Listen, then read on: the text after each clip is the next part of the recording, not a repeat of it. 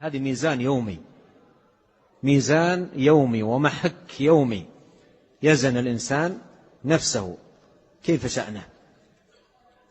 إذا أذن للصلاة وأوقف أعماله، أوقف مصالحه، أوقف أموره، واتجه لبيت الله وأقبل على عبادة الله سبحانه وتعالى، فهذا والله من أمارات الخير ودلائل الفلاح.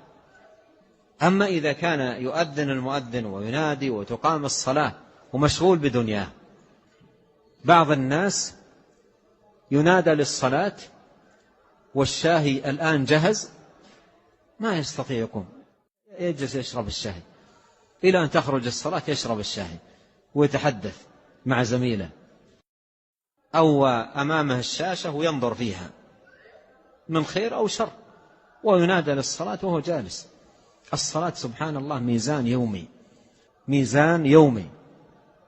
وإذا صحبت شخصا ورأيت منها المحافظة والعناية بالصلاة فهذا من أمارات الخير، وإذا رأيت مضيع للصلاة فهذا من أمارات الشر، ليس من أمارات الخير.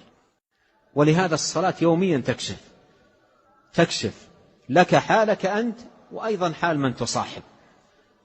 وقد قال الله سبحانه وتعالى: في بيوت أذن الله أن ترفع ويذكر فيها اسمه يسبح له فيها بالغدو والآصال رجال لا تلهيهم تجارة ولا بيع عن ذكر الله وإقام الصلاة.